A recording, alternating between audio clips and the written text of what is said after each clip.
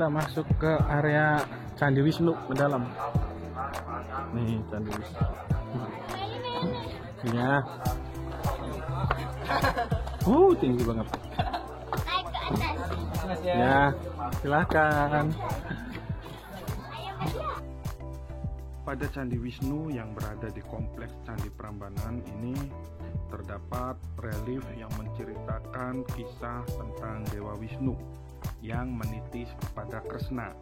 Nah, relief yang menceritakan kisah tersebut kurang lebih berjumlah sebanyak 30 buah relief yang terbagi menjadi 4 bagian. Relief Candi Wisnu ini menceritakan masa sebelum Kresna dilahirkan, kemudian masa ketika Kresna masih anak-anak, masa ketika Kresna remaja, dan masa ketika Kresna dewasa.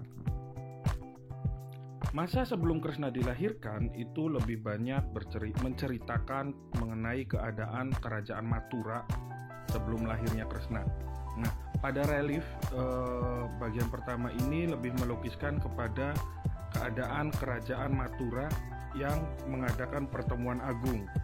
Raja Ugrasena beserta para punggawanya membahas rencana keberangkatan Putri Dewaki yang akan meninggalkan kerajaan untuk tinggal bersama dengan suaminya yang bernama Wasudewa.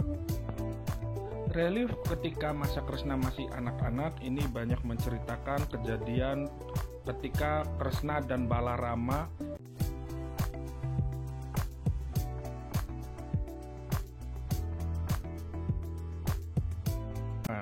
Kemudian ada juga adegan yang menceritakan tentang Kresna yang ditimang oleh seorang putri yang cantik yang ternyata adalah Putana. Nah, si Putana ini adalah ternyata raksasa yang suka membunuh anak-anak. Kemudian ada juga relief yang menceritakan tentang Kresna dan Balarama yang sedang disusui oleh Putana.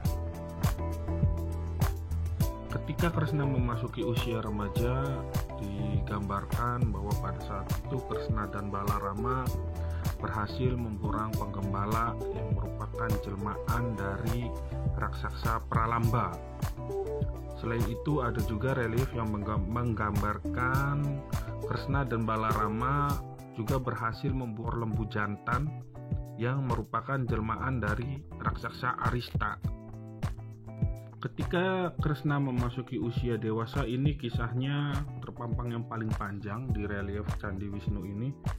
Ada sebuah relief yang menggambarkan cerita ketika Kresna pada waktu itu dihadang oleh seekor gajah yang bernama Walayapita atau Utpalawida di depan pintu gerbang kerajaan Mathura pada saat Kresna akan mengikuti sayembara yang diadakan oleh Raja Kamsa. Selain itu ada juga peristiwa yang menggambarkan atau menceritakan pada saat Kresna dan Balarama mengikuti sayembara dan berhasil mengalahkan lawan-lawannya. Kemudian ada juga yang menggambarkan peristiwa ketika terjadi perang antara Kresna melawan Kamsa, Raja Mathura, yang akhirnya Kamsa berhasil di Kresna. Kemudian ada juga cerita yang menggambarkan tentang keadaan Raja Wasudewa dengan permaisurnya yang bernama Dewaki. Kemudian ada juga relief yang menggambarkan ketika pertemuan antara Kresna dengan Wasudewa yang ayahnya setelah Wasudewa itu dibebaskan dari penjara.